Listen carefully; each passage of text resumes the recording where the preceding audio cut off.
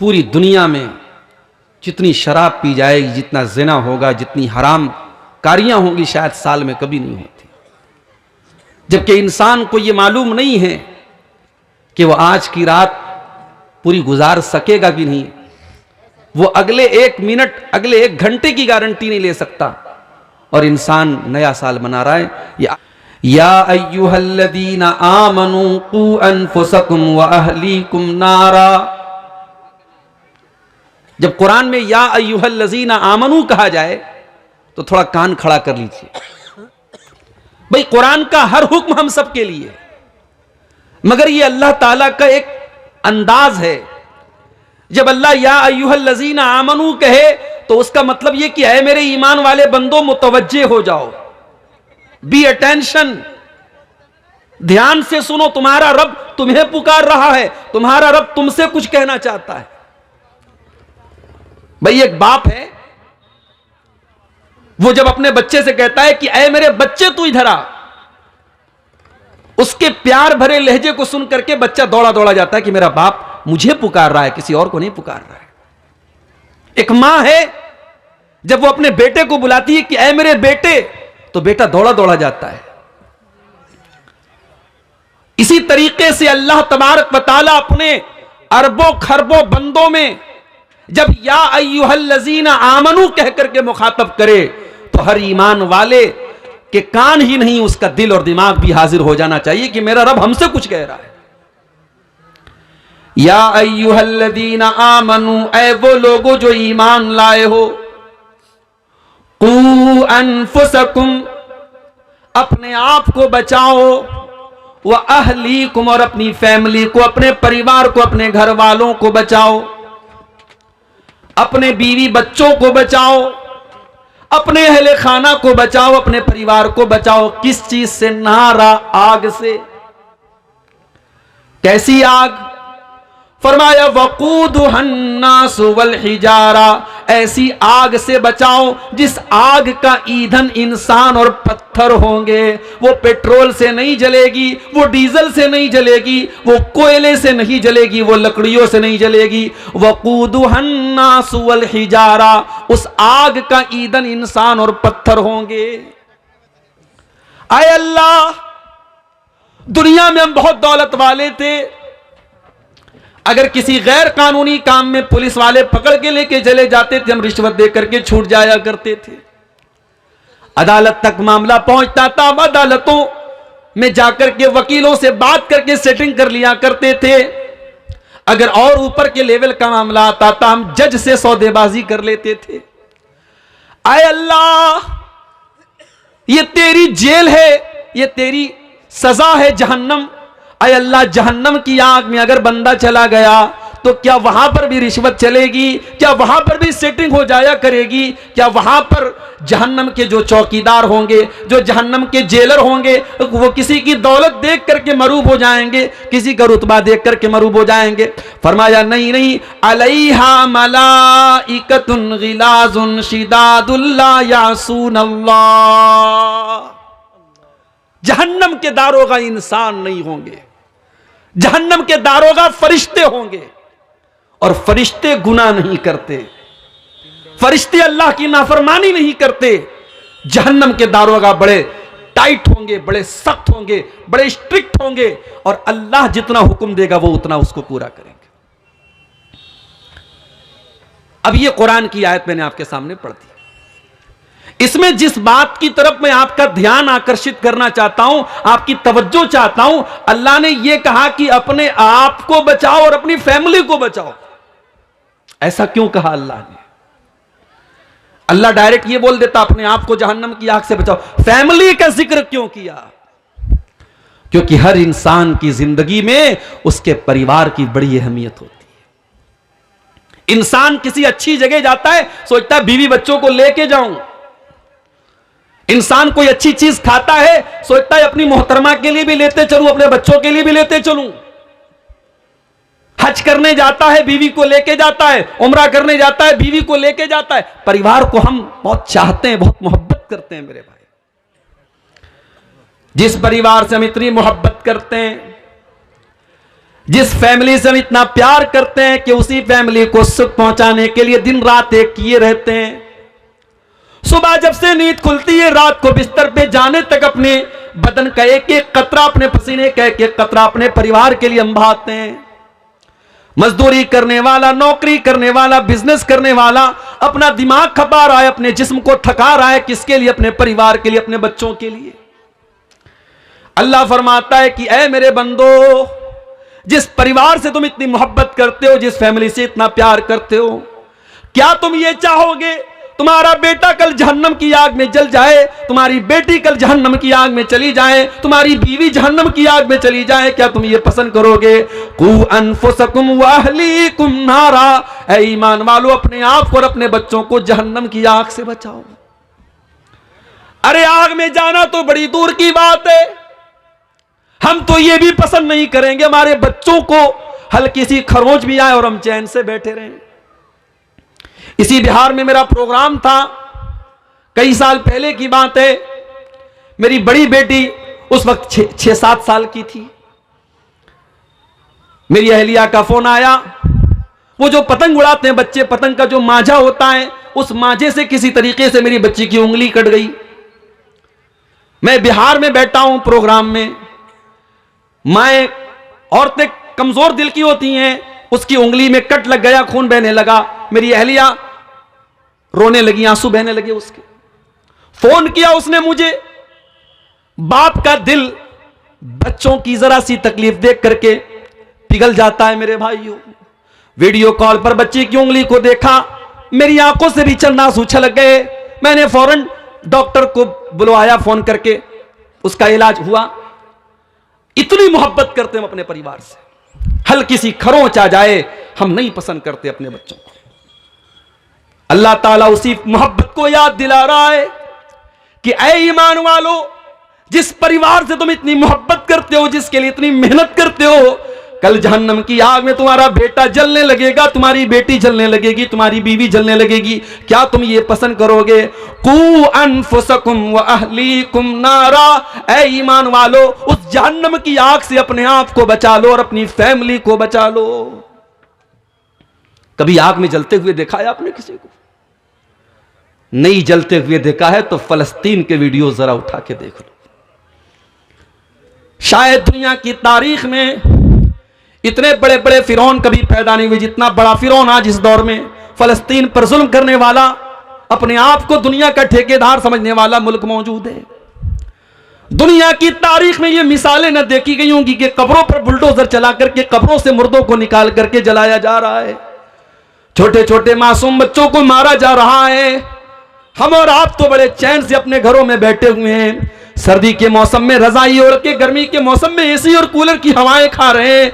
वहां हमारे फलस्तीनी भाई कई महीनों से हजारों की तादाद में मारे जा चुके और मारे जा रहे हैं। उनके घरों को जलाया जा रहा है, उनके ऊपर मिसाइल के हमले हो रहे हैं। आग कैसी होती है जरा उनसे पूछ लो मेरे भाई। आग, जब कोई इंसान आग में जलता है ना, उसकी डेड बॉडी जब आप देखेंगे, कमजोर दिल और दिमाग का आदमी तो देख ही नहीं पाएगा, बेहोश हो जाएगा। दुनिया की आग में कोई जल जाए हम बर्दाश्त नहीं कर सकते, हम देख नहीं सकते। आय अल्लाह, जहन्नम की आग कैसी होगी? अल्लाह के प्यारे नबी फरमाते हैं, इन्नहा फुज़िलत अला नारि दुनियाकुम बितिसअतिन व सित्तीन, जहन्नम की आग दुनिया की आग से 69 गुना ज्यादा खतरनाक होगी। 69 गुना ज्यादा खतरनाक होगी। दुनिया की आग में कोई जल गया, एक बार जल गया, उसके बाद वो मर गया, काम खत्म हो गया। जहन्नम की आग में एक बार नहीं जलेगा। इन्नल्लज़ीना कफ़रू बिआयातिना सौफ़ नुस्लीहिम नारा कुल्लमा नज़िजत जुलूदुहुम बद्दलनाहुम जुलूदन गैरहा। हम जहन्नमियों को जब जहन्नम में डालेंगे, हम बार बार उनकी चमड़ी को जलाएंगे। एक बार जब उनकी चमड़ी जल जाएगी, हम दूसरी चमड़ी चढ़ा देंगे और फिर से उनको जलने की तकलीफ देंगे। बार बार वो जलने की तकलीफ को झेलेंगे मेरे भाई। हालात ये हो जाएंगे कि जहन्नमी कहेंगे जहन्नम के दारोगा से, कालू या मालिकू लियक़्ज़ी अलैना रब्बुका। जहन्नमी कहेंगे, ए जहन्नम के दारोगा, ए मालिक, अपने रब से कह दे कि हमारा काम तमाम कर दे, ये जहन्नम की तकलीफ हमसे बर्दाश्त नहीं होती, ये जहन्नम का दुख हमसे बर्दाश्त नहीं होता। जहन्नम का दारोगा कहेगा क़ाल इन्नकुम माकिसून, ऐ जहन्नमियों अब इस जहन्नम में हमेशा तुमको रहना है, अब यहां मौत आने वाली नहीं है, अब बार बार तुमको जहन्नम की तकलीफ झेलना है। अल्लाह कह रहा है कि अपने घर वालों को जहन्नम की आग से बचाओ। जिस बच्चे की उंगली कटना आपको गवारा नहीं है, जिस बीवी को हल्की सी आग, अगर गैस के लाइटर से भी उसकी आग में अगर आग उसके हाथ में आग लग जाए तो आप बेचैन हो जाते हैं, उस बीवी और बच्चे को जहन्नम की आग से क्यों बचाने की फिक्र नहीं करते मेरे भाई। आज की मेरी तकरीर का उन्वान यही है मेरे भाई कि अपने घर वालों को हम जहन्नम की आग से कैसे बचाएं। हर इंसान की जिंदगी में उसके घर की बड़ी अहमियत होती है। अल्लाह ना करे कोई अपने घर से बेघर हो जाए। तैयारियां तो कुछ ऐसी ही चल रही हैं, एक मखसूस मजहब के लोगों को आगे चल करके बहुत बुरी तरीके से टारगेट करने की तैयारियां चल रही हैं। अल्लाह हम सब की हिफाजत फरमाए। घर से बेघर कर दिया जाए, इससे बढ़ के तकलीफ और दुख नहीं है हो सकता मेरे भाइयों। इसीलिए 1400 साल पहले जब यहूदियों के कबीले ने मुसलमानों के साथ गद्दारी की और उनको उनके घरों से निकाला गया, तो अल्लाह ने इसको अपना अजाब करार दिया। हुवल्लज़ी अखरजल्लज़ीन कफ़रू मिन अहलिल किताबि मिन दियारिहिम लिअव्वलिल हश्र, ऐ ईमान वालों, हमने इन अहले किताब के काफिरों को, इन यहूदियों को इनकी गद्दारी की वजह से इनके घर से निकाल दिया। युखरिबून बुयूतहुम बिअयदीहिम व अयदिल मुमिनीन, ये इतने बड़े बदबख्त थे जब ये अपने घर को छोड़ के जाने लगे, अपने दरवाजों को तोड़ तोड़ के जा रहे थे, अपनी खिड़कियों को तोड़ तोड़ के जा रहे थे ताकि इनके जाने के बाद कोई इनके घरों को इस्तेमाल न कर सके। अल्लाह ने कहा देखो कैसा अजाब हमारा नाजिल हो रहा है, अपने घर को छोड़ के जा रहे हैं और अपने घर को बर्बाद करके जा रहे हैं, उसको तोड़ फोड़ करके जा रहे हैं। घर बहुत बड़ी चीज होती है मेरे भाई। इंसान को जिंदगी में सुकून अगर मिलता है तो घर में मिलता है। आप बाहर जितनी भी ऐशो आराम से 5 स्टार होटल में रहें, घर की झोपड़ी में अपनी मां के पास, अपनी बीवी के पास, अपने बच्चों के पास जो सुकून मिलता है वो कहीं नहीं मिलता है। इसीलिए अल्लाह ने फरमाया अल्लाहुल्लज़ी जअल लकुम मिन बुयूतिकुम सकना, अल्लाह ने तुम्हारे घरों को सुकून का जरिया बनाया है। तुम्हें सुकून मिलता है तो तुम्हारे घर में मिलता है, क्योंकि उसी घर के अंदर तुम्हारे बच्चे होते हैं। और बच्चे कैसे होते हैं मेरे भाई, अल्लाह के प्यारे नबी मिंबर पे खुतबा दे रहे हैं, जुमा का खुतबा दे रहे हैं। आपके नवासे हजरत हसन और हुसैन सुर्ख रंग का, जिस रंग का मैं इस वक्त भी आपके सामने ब्लेजर पहने हूं, जैकेट पहने हूं, यही सुर्ख रंग था, लाल रंग था। उसी लाल रंग का जोड़ा पहन करके अल्लाह के प्यारे नबी के ये बच्चे और नवासे मस्जिद में दाखिल होते हैं। और ये गिरते पड़ते मासूम बच्चे हैं 4-5 साल के, ये फिसलते हुए नबी अकरम के सामने आते हैं। अल्लाह के प्यारे नबी अपने जुमा का खुतबा रोक देते हैं, अपने दोनों नवासों को अपनी गोद में उठाते हैं, अपना खुतबा रोक करके अपने बच्चों को गोद में उठाते हैं और कहते हैं ओ लोगो, अल्लाह ने कुरान में कितनी सच्ची बात कही है, इन्नमा अमवालुकुम व औलादुकुम फितना। ओ लोगो, तुम्हारा माल बहुत बड़ा फितना है और तुम्हारी औलाद बहुत बड़ा फितना है। ओ लोगो, अपने इन नवासों को देख करके मुहम्मदुर रसूलुल्लाह अपने ऊपर कंट्रोल न कर सके, अपना खुतबा रोक करके अपने बच्चों को दुलार करने लगे। बच्चे तो वो चीज होते हैं मेरे भाई। अल्लाह के नबी एक मर्तबा हजरत हसन को चूम रहे थे, एक देहाती बैठा था, उसने कहा अल्लाह के नबी आप बच्चों को चूम रहे हैं? आपने फरमाया क्यों?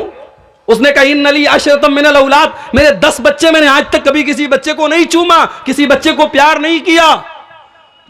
अल्लाह के नबी ने फरमाया अवला अमलिकु इन नज़अल्लाहु मिन क़ल्बिका रहमा, अगर अल्लाह ने तेरे दिल से रहम निकाल दिया है तो मैं क्या कर सकता हूं। बच्चों से प्यार करना, बच्चों को चूमना, बच्चों को गोद लेना, बच्चों को खिलाना, ये मेरे नबी की सीरत है मेरे भाई। बाज लोग क्या होते हैं, घर में बड़े खूंखार टाइप के होते हैं, मुस्कुरा दे तो ऐसा लगता है कि बहुत बड़ा एहसान कर दिया उन्होंने, मुस्कुरा दिया उन्होंने, एकदम खड़ूस बन करके घर में आते हैं और बड़े फख्र से कहते हैं साहब मेरे बच्चे तो मुझे देख के डर जाते हैं, मेरी बीवी मुझको देख के डर जाती है। यह कोई अच्छी बात नहीं है, आपकी बीवी आपको देख के डर जाती है। मेरे नबी की सीरत नहीं है। मेरे नबी की सीरत यह है कि बच्चे आपको देख करके खुश हो जाते थे, बीवी आपको देख करके खुश हो जाती थी। तो घर में सुकून मिलता है हमको, और घर के अंदर घरवाली है, और घरवाली का क्या कहना। अच्छा, हम ये बोलते रहते घरवाली, भाई घर तो हमारा है ना, बीवी का घर कैसे हो गया। कभी कभी शौहर लोग गुस्से में बीवी से क्या बोलते हैं, ज्यादा बोलेगी तेरे घर भेज दूंगा। बीवी के मायके को उसका घर कहा जाता है, और शौहर का जो घर होता है उसको बीवी की ससुराल कहा जाता है। आज से करेक्शन कर लो, इस गलती की इस्लाह कर लो। शादी के बाद औरत जिस घर में आई है वो उसका घर है, और ये कुरान कहता है कि वो उसका घर है। और हम लोग तो बगैर दलील के बात नहीं बोलते, दलील में दे देता हूं कुरान से। कुरान का 22वां पारा खोलो, बिल्कुल स्टार्टिंग में आपको यह आयत मिल जाएगी। वक़र्न फ़ी बुयूतिकुन्ना, ऐ नबी की बीवियों अपने घरों के अंदर रहा करो। घर तो नबी का था, कमरा तो नबी का बनाया हुआ था, मगर कुरान में अल्लाह ने अपने नबी की बीवियों से कहा अपने घरों में रहा करो। यह नहीं कहा अपने शौहर के घर में रहा करो। पता यह चला कि घर तो बीवी का होता है। औरतें खुश हो जाएं, घर तो तुम्हारा है, ये शौहर बेचारा किराएदार है। ये 24 घंटे में आप गौर करें, बीवी 24 घंटे में कभी कोई काम से चली गई, मार्केट चली गई, कोई किसी के यहां रिश्तेदारी में चली गई, वरना 24 घंटे में 20 घंटे 22 घंटे तो बीवी घर में रहती है। शौहर कितने घंटे रहता है भाई?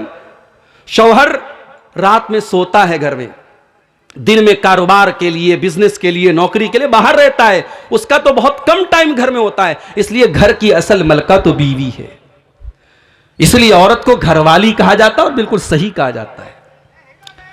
इसीलिए अल्लाह के नबी औरत के बारे में यह फरमाते हैं कि जब तुमको अपने घर की इस्लाह करनी है, घर को बेहतर बनाना है, तो घर वाली अच्छी लाना। मुझसे पहले शायद कोई आलिम दीन तकरीर कर रहे थे औलाद के ऊपर, औलाद की तरबियत कैसे करनी चाहिए, औलाद को कैसे सुधारना चाहिए, इस पर तकरीर कर रहे थे। मैं थोड़ी बहुत बांग्ला मुझे भी आती है, अल्पो अल्पो बांग्ला हमें बुझते पारी, थोड़ी थोड़ी हम भी समझते हैं। तो इससे ऐसा महसूस हुआ कि औलाद की तरबियत पर वो बोल रहे हैं। मैं आपको बताऊं कि औलाद की तरबियत का ताल्लुक, अभी औलाद दुनिया में नहीं आई है, आपका रिश्ता तलाश किया जा रहा है, औलाद की तरबियत तो यहीं से शुरू हो जाती है। जब आपकी मां आपके लिए रिश्ता तलाश करने जाए तो बोल दो अपनी मां से कि मां गरीब घर की बच्ची ले आना, थोड़ी शक्लो सूरत 19 हो ले आना, बहुत ऊंचा खानदान ना हो ले आना, मगर मां दीनदार बीवी मेरे लिए लाना, नेक बीवी मेरे लिए लाना, क्योंकि मेरे बच्चों की मां नेक होनी चाहिए। अल्लाह के नबी फरमाते हैं तुनकहुल मरातु लिअरबईन, जब औरत का निकाह होता है तो 4 चीजें औरत के अंदर देखी जाती हैं। ले मालिहा, माल देखा जाता है। डुमरिया वाले क्या देखते हैं? बोलो भाई, हैं? अपाची देखते हैं? हाँ, अब ये सब भी चल रहा है भाई। अब तो शादी होती है, लड़कों से पूछा जाता है क्या मिला तुमको, 4 व्हीलर मिला कि 2 व्हीलर, जितना यानी लड़का जितना अच्छे पोस्ट पर है, अगर सरकारी नौकरी है तब तो क्या पूछना है, माशाल्लाह। तो रिश्ते तो चल के उसके घर आते हैं। और बेचारा अगर थोड़ा कम कमा रहा है तो कम उसको मिलेगा, लेकिन मिलेगा। बेटा पैदा होता है ना, माँ बाप खुश हो जाते, डॉलर आया है, डॉलर, इसको जब चाहे तब कैश कर सकते हैं। माल, आज लड़कियों और लड़कों की शादी को हमने तिजारत बना दिया, सौदा हो रहा है लड़कों का। और उलमा, मैं उन लोगों की बात कर रहा हूं जो आलिम हैं, उनकी भी शादी होती, वो भी जहेज ले रहे हैं, उनके बाप भी उनका सौदा कर रहे हैं। मेरे भाइयों, शर्मानी चाहिए हमें।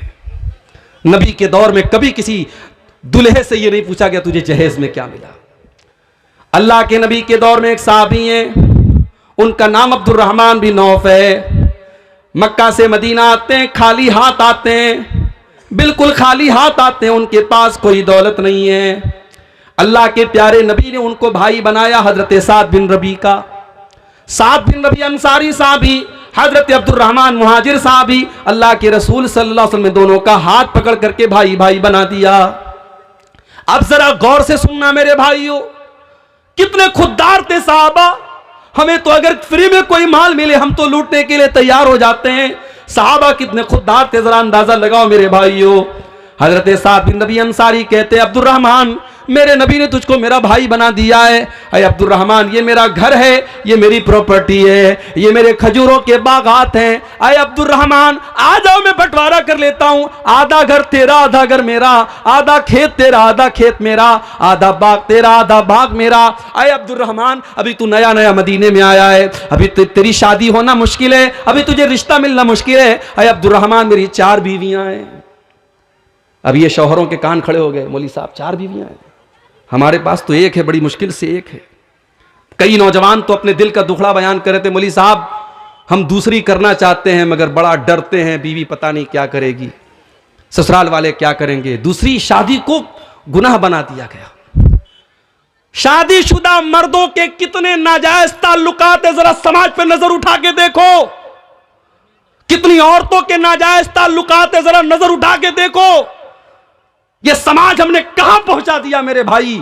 जो चीज जायज है उसको हमने गुनाह बना दिया और जो नाजायज उसको फैशन बना दिया। अगर कोई मर्द इस लायक है कि उसके पास ताकत है, उसके पास दौलत है, वो 2 बीवियों को रख सकता है, उनके दरमियान इंसाफ कर सकता है, तुम कौन होते हो रोकने वाले? आपने उसको जुर्म बना दिया, गुनाह बना दिया। मुझे तो सहाबे किराम की फहरिस्त में कोई सहाबी ऐसे नजर नहीं आते जिनकी सिर्फ एक बीवी हो। सहाबा के यहां आम था 2, 3, 4 निकाह वो किया करते थे। हमारे यहां गुनाह बना दिया गया मेरे भाई। और बीवियां, औरतें माशाअल्लाह, उनको तो इतना निगेटिव उनके दिमाग में डाल दिया गया, अरे तेरी सौतन आ जाएगी तो तेरा सब कुछ बढ़ जाएगा, तेरा घर बढ़ जाएगा, फिर शौहर तुझसे मोहब्बत नहीं करेगा।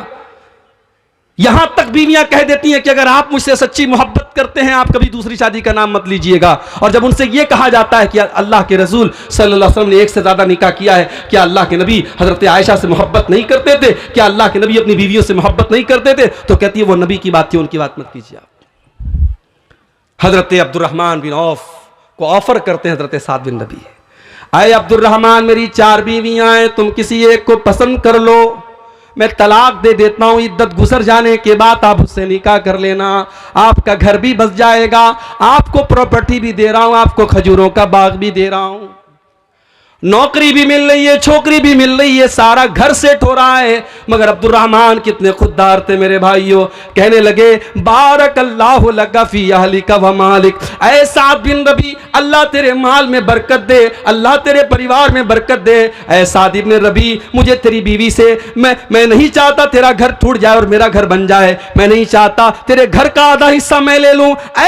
ऐ साद बिन रबी, मैं तो बिजनेसमैन आदमी हूं, मैं तो ताजिर आदमी हूं, मुझे तो कारोबार करना आता है, मुझे मार्केट का पता बता दो, मुझे बाजार का पता बता दो, मैं अपने पैर पे खड़ा हो जाऊंगा।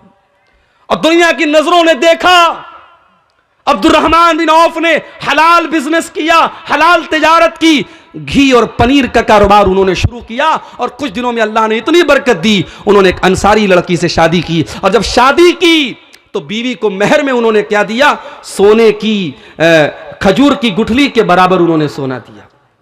और उस जमाने में जब शादी होती थी तो औरतें खुशबू लगाती थी, वो जर्द रंग की खुशबू होती थी, और अगर दुल्हा के कपड़े पर वो खुशबू मिल जाए तो समझ जाओ उसकी शादी हुई है। जैसे हमारे यहाँ आजकल हल्दी लगाई जाती है, शादी के पहले हल्दी की बाकायदा अब तो रस्म होने लगी है। पता नहीं आपके इलाके में क्या हाल है, अब कहीं कहीं बाकायदा हल्दी के नाम से फंक्शन होता है, लड़के लड़कियां हल्दी रंग का कपड़ा पहनते, हराम है ये गैरों की मुशाबहत है। जाके इंटरनेट पर सर्च कर लो, ये हल्दी का ताल्लुक ये बाकायदा एक मजहब से है, एक मजहब के अंदर उसको पवित्र बताया गया, उसको मुबारक बताया गया है। अगर ये समझ करके आप हल्दी लगा रहे हैं तो फिर ये हराम हो जाएगा मेरे भाई। और आप बाकायदा उसको एक फंक्शन बना के कर रहे हैं, उसमें नाच गाना तक भी हो रहा है। तो हजरत अब्दुर्रहमान ने निकाह किया, उनके कपड़े पर जर्दी लगी थी, अल्लाह के प्यारे नबी सल्लल्लाहु अलैहि वसल्लम की नजर पड़ गई। आप समझ गए कि अब्दुर्रहमान ने शादी की है। कहा है अब्दुर्रहमान, क्या तुमने शादी की है? हाँ अल्लाह के नबी, मैंने शादी की है। आपने फरमाया तुमने बीवी को मेहर में क्या दिया? देखो नबी का सवाल देखो, नबी ने ये नहीं पूछा तुमको जहेज में क्या मिला, क्योंकि साहबा के दौर में जहेज का कोई तसव्वुर ही नहीं था। वो खुददार लोग थे, वो आज हमारी तरह भिखारी नहीं थे मेरे भाइयों।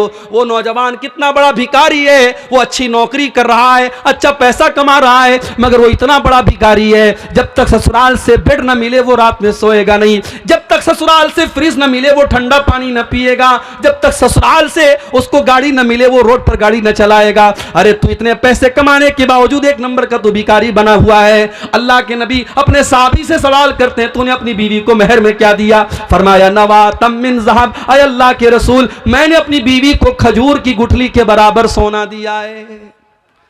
तो जब शादी करते हैं तो लोग माल देखते हैं, वह जमालिहा, और कुछ लोगों की नजर खूबसूरती पर होती है। मां चाहती है मेरी बहू ऐसी आए, पूरे गांव में पूरे इलाके में तारीफ हो, बहुत खूबसूरत बहू आई है। सिर्फ खूबसूरती देखी जाती है, सिर्फ रंग देखा जाता है। अगर अच्छी लड़की देख के आए, सब कुछ अच्छा है, दीनदार है, नमाजी है, पर्दा करने वाली है, लेकिन रंग थोड़ा सा दबा है, तो मां करके कहती है रिश्ता तो बहुत अच्छा था, लेकिन लड़की का रंग थोड़ा सा दबा हुआ था, लड़की की हाइट थोड़ी सी कम थी। ओ लोगों, इन छोटी छोटी चीजों को तवज्जो न दो। वो लड़की जिसकी हाइट थोड़ी कम है उसको भी अल्लाह ने बनाया है, जिसका रंग थोड़ा सा दबा हुआ है उसको भी अल्लाह ने बनाया है। अगर वो दीनदार है, पढ़ी लिखी है, खूबसूरत है, अगर वो लड़की अच्छे खानदान की है, उसकी दीनदारी को देख करके उससे निकाह कर लो। उस छोटी सी बुनियाद पर उसके रिश्ते को रिजेक्ट मत करो। अल्लाह के नबी कहते कुछ लोग खूबसूरती देखते और कुछ लोग वले हसबिहा, उसका खानदान देखते हैं, हमारी बिरादरी से मैच करती है कि नहीं, हमारे कबीले से मैच करती है कि नहीं, जिस खानदान से हम उस खानदान से मैच करती है कि नहीं। वले दीनिहा, और कुछ लोग लड़की की दीनदारी देखा करते हैं। अल्लाह के नबी फरमाते फज़फर बिज़ातिद्दीन, जब तुम लड़की देखने जाओ तो दीनदार लड़की देखो, दीनदार बीवी अपने घर में लेके आओ, तुम कामयाब हो जाओगे। घर को जहन्नम से बचाना है, बच्चों को जहन्नम से बचाना है, तो रिश्तों में मेरे भाइयों दीनदारी देखो। और जब लड़की के लिए लड़का देखने जाओ तब भी दीनदारी देखो। और मैं एक बड़ी पॉइंट की बात बता रहा हूं अपनी बहनों से, किसी बेदीन से शादी करने से बेहतर है, किसी बेदीन की एकलौती बीवी बनने से बेहतर है किसी दीनदार की एक और दूसरी बीवी बन जाए, तीसरी बन जाए। वो इंसान जिसके पास दीन नहीं है, जिसके पास अखलाक नहीं है, वो आज नहीं तो कल तुम्हें पछताने पर मजबूर कर देगा। इमाम हसन बसरी के पास एक आदमी आया, उसने कहा इमाम साहब मेरी बेटी बहुत खूबसूरत है, बहुत अच्छी है, पढ़ी लिखी है, कसूरा खुत्ताब हुआ, मेरी लड़की के लिए बहुत सारे रिश्ते आ रहे हैं, मैं अपनी बेटी की शादी किससे करूं? गौर से सुनना, इमाम हसन बसरी जवाब देते हैं कि अपनी बेटी की शादी ज़व्विजहत तकी, अपनी बेटी की शादी किसी मुत्तकी इंसान से कर दो, किसी ऐसे इंसान से कर दो जो मुत्तकी हो, जो परहेजगार हो, जो अल्लाह से डरने वाला हो। क्योंकि ऐसा इंसान जब तुम्हारी बेटी से शादी करेगा, इन अहब्बहा अकरमहा, अगर तुम्हारी बेटी से मोहब्बत करेगा तो इज्जत देगा, वह इन करिहा, और अगर किसी वजह से मियाँ बीवी में निभाव ना हो सका, अगर मियाँ बीवी में मोहब्बत ना हो सकी, तो आपकी बेटी को वो जलील नहीं करेगा। दीनदार इंसान को अपना दामाद बनाओ। इसीलिए अल्लाह के प्यारे नबी फरमाते हैं इज़ा खतब इलैकुम मिम्मन तरज़ौन दीनहु व खुल्क़हु, जब तुम्हारी बेटी के लिए ऐसा रिश्ता आए, लड़का दीनदार है, लड़का अच्छे अखलाक वाला है, फज़व्विजूहु, तो जल्दी से निकाह कर दो। ये मत देखो कि ज्यादा कमाता है कि नहीं कमाता है, हमारे बराबर के लोग हैं कि नहीं, पक्का मकान बनाए कि नहीं बनाए, सरकारी नौकरी है कि नहीं है। अगर लड़का दीनदार है, अगर लड़का अच्छे अखलाक वाला है, अपनी बेटी की शादी उस लड़के से कर दो। इल्ला तफालू, अगर तुम ऐसा नहीं करोगे, तकुन फितनतुन फिल अर्दी व फसादुन अरीज, तो जमीन के अंदर फितना और फसाद फैल जाएगा। और फसाद आज फैल चुका है मेरे भाई। समाज के अंदर जिनाकारी और बदकारी इतनी तेजी से बढ़ रही है कि शायद आपको अंदाजा नहीं है। 9-9, 10-10 साल की बच्चियां, 13-14 साल के बच्चे, आज उनके भी रिलेशन से, उनके भी ताल्लुकात हैं, उनके भी मोबाइल पर, उनके भी चक्कर चल रहे हैं। समाज इस मुहाने पर और इस दहाने पर जाके खड़ा है मेरे भाई। जो बच्चियां अभी ढंग से बालिग नहीं हुई हैं, जो बच्चे अभी ढंग से जवान नहीं हुए हैं, आज इंटरनेट ने उनको भी बालिग और जवान बना दिया है। मैं बड़े साफ अल्फाज में कहता हूं, यह दौर सहाबा का नहीं है, यह दौर ताबेईन का नहीं है। इस दौर में न मर्दों की नजर झुकी है, न औरतों के जिस्म पर वो पर्दा है जो होना चाहिए। इस दौर में अपनी नौजवान नस्ल को बचाना है, निकाह टाइम से करो और उनकी निकाह में, उनकी शादी में दीनदारी को प्रीफर करो, दीनदारी को तरजीह दो मेरे भाई। अगर घर वालों को जहन्नम की आग से बचाना है, यह पहला उसूल याद रख लो। अच्छा, हम लोग जब घर बनाते तो क्या करते हैं? सबसे पहले हम घर की बुनियाद को मजबूत करते हैं। अगर घर की बुनियाद मजबूत ना हो तो जितनी भी ऊंची बिल्डिंग बना ले, एक दिन बिल्डिंग गिर जाएगी क्योंकि बुनियाद कमजोर है। अगर आप अपने घर को जहन्नम की आग से बचाना चाहते हैं, अपने घर की बुनियाद दीनदारी पर रखना, तकवा के ऊपर रखना। अफमन अस्सस बुनियानहु अला तक़वा मिनल्लाह व रिज़वानिन, जो अपने घर की बुनियाद अल्लाह के तकवा पर रखेगा, अल्लाह की रजा पर रखेगा, अल्लाह ने फरमाया वो ज्यादा बेहतर है। अम्मन अस्सस बुनियानहु, या वो इंसान बेहतर है जिसने अपने घर की बुनियाद एक गड्ढे के ऊपर रखी है जो जहन्नम में गिरने वाला है। तकवा के ऊपर अपने घर की बुनियाद रखो। बेईमानी करके, चोरी करके, हराम तरीके से अगर पैसा कमा करके घर बना भी लिया, आज नहीं कल वो घर आपके घर वालों के लिए जहन्नम का जरिया बनेगा, बच्चों को बर्बाद करेगा, बीवी को बर्बाद करेगा। और आज देख लीजिए घर के क्या हालात हैं। कहीं सास बहू का मसला चल रहा है, कहीं देवर भाभी का मसला चल रहा है, कहीं ननद और भाभी में झगड़ा चल रहा है, कहीं देवरानी जेठानी में मसला चल रहा है। आज घरों में झगड़े हैं, लड़ाई है, बरकत नहीं है, सुकून नहीं है, चैन नहीं है, क्योंकि बुनियाद गड़बड़ है, बुनियाद तकवा पर नहीं है, बुनियाद दीनदारी पर नहीं है मेरे भाई। अगर घर वालों को जहन्नम की आग से बचाना है, घर के गार्जियन को चाहिए कि वो अपनी जिम्मेदारी को समझे। रात को 12 बजे लड़का अगर घर में आ रहा है, बाप की जिम्मेदारी है पूछे तू कहां था। रात को जो लड़का 12 बजे आएगा, सुबह 5 बजे फजर की अजान में उसकी नींद कैसे खुलेगी। जवान बेटी रात को 2 बजे व्हाट्सएप पर चैटिंग कर रही है, मां की जिम्मेदारी है वो देखे वो किससे बातें कर रही है रात को 2 बजे, कौन सी ऐसी बात है जो रात को 2 बजे हो रही है। बाप ने 10,000 का मोबाइल दिलाया, लड़की कॉलेज में पढ़ने जाती है, उसके पास 60,000 का 70,000 का आईफोन आ जाता है। क्या माँ बाप का ये फर्ज नहीं बनता वो पूछे मैंने तो 10,000 का तुझे मोबाइल दिलाया था, ये 50,000 का आईफोन तेरे पास कहां से आया। ओ लोगों, अगर गार्जियन हो, अगर बाप हो, अगर माँ हो, अगर तरबियत करते हो तो तरबियत करने का हक अदा करो, वरना कान खोल करके सुन लो, माँ के कदमों के नीचे जन्नत जरूर है और बाप जन्नत का दरवाजा जरूर है। लेकिन अगर माँ ने माँ होने का हक अदा न किया, अगर बाप ने बाप होने का हक अदा न किया, तो अल्लाह के नबी ये भी फरमाते हैं कि जिसके कंधे पर अल्लाह ताला ने कोई जिम्मेदारी डाली और उस जिम्मेदारी को उसने सही तरीके से पूरा नहीं किया, हर्रमल्लाहु अलैहिल जन्ना, उस इंसान के ऊपर जन्नत हराम हो जाएगी। उस बाप के लिए जन्नत हराम है, उस मां के लिए जन्नत हराम हो जाएगी जिसने अपने मां होने का और अपने बाप होने का हक और फर्ज नहीं अदा किया। क्रिसमस का त्यौहार अभी हमारे ईसाई भाइयों ने मनाया और हमारा मुसलमान बड़े शौक से मैरी क्रिसमस और हैप्पी क्रिसमस की मुबारकबाद दे रहा है फेसबुक के ऊपर। और जो थोड़ा सा राजनीति में है, पॉलिटिक्स में है, वो बेचारे तो उनको और बुखार चढ़ा है अपनी महानता दिखाने का, वो तो फटाफट फेसबुक के ऊपर क्रिसमस मुबारक, हमारे ईसाई भाइयों को क्रिसमस मुबारक। क्रिसमस का त्यौहार क्यों मनाया जाता है मालूम है आपको? क्रिसमस का त्यौहार मनाने वाला ये अकीदा रखता है कि 25 दिसंबर को हजरत ईसा पैदा हुए जो अल्लाह के बेटे थे। नऊजुबिल्लाह। हमारा अकीदा ये नहीं है मेरे भाई। हमारे अकीदे के मुताबिक ये कुफ्र है, ये अल्लाह को गाली देना है, ये अल्लाह की तौहीन है कि अल्लाह का किसी को बेटा करार दिया जाए। अल्लाह बड़े गुस्से में फरमाता है कुरान में, वक़ालु इत्तख़ज़र रहमानु वलदा लक़द जीतुम शैअन इद्दा तकादुस समावातु यतफ़त्तरन मिन्हु व तनशक़्क़ुल अर्दु व तख़िर्रुल जिबालु हद्दा अन दअउ लिर्रहमानि वलदा।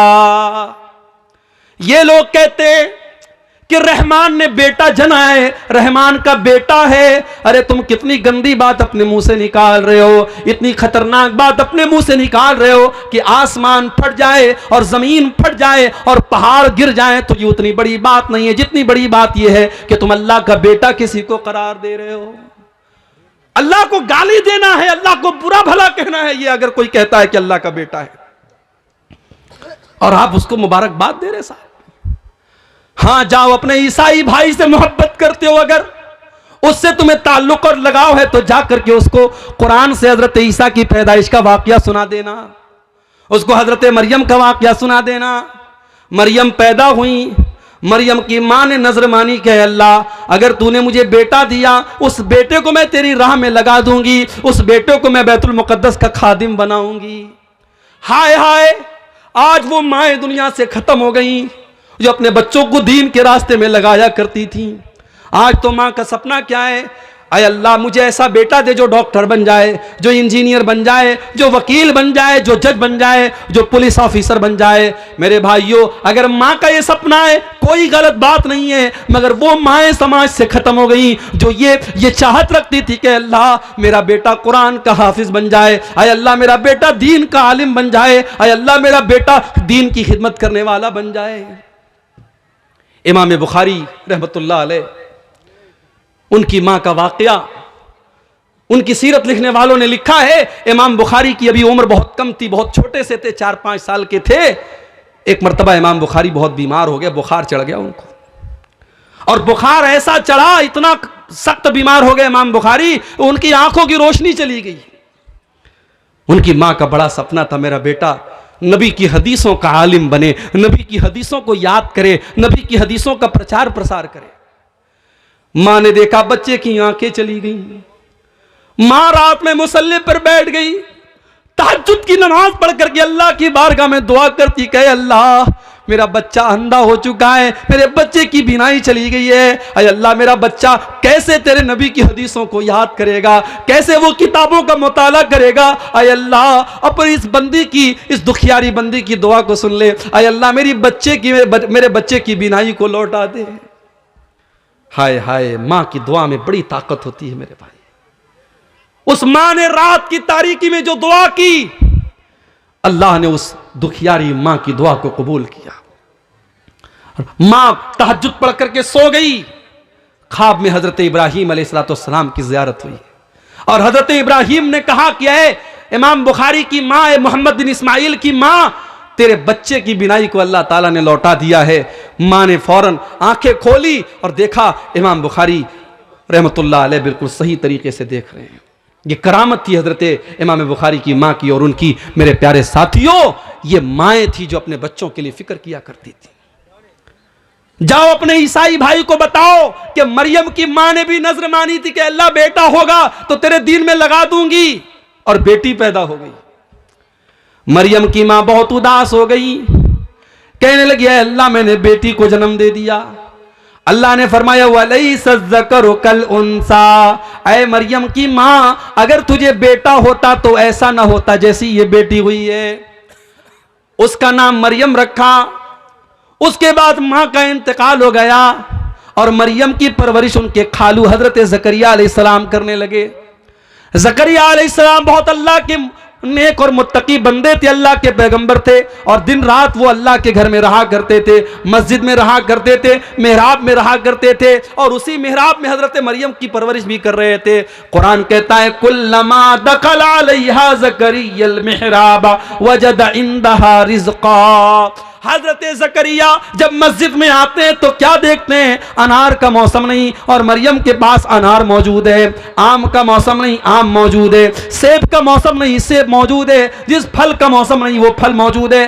काल अन्ना लकी हाज़ा या मरियम, कहते हैं मरियम तेरे पास ये फल कहां से आया। कालत हुआ मिन इंदिल्लाह, मरियम कहती है कि ऐ खालू जान ये फल अल्लाह ताला की तरफ से आया है। इन्नल्लाह यर्ज़ुक़ु मन यशाउ बिगैरि हिसाब, अल्लाह जिसको चाहता है बेहिसाब रोजी देता है। ऐ खालू जान ये अल्लाह की तरफ से आया है। हजरत ज़करिया ने हमें सबक दिया, अगर अपने घर को बचाना चाहते हो जिम्मेदार मां बनो, जिम्मेदार बाप बनो।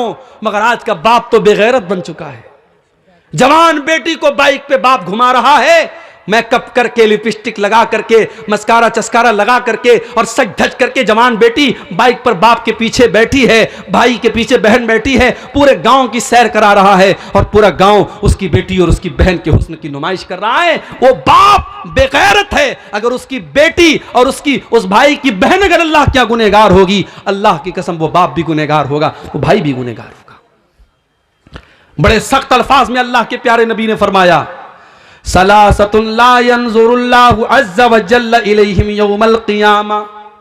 3 ऐसे बदनसीब लोग होंगे जिनकी तरफ अल्लाह ताला कयामत के दिन देखेगा भी नहीं, वला युकल्लिमुहुम, उनसे बात भी नहीं करेगा, वला युज़क्कीहिम, उनको पाक और साफ भी नहीं करेगा।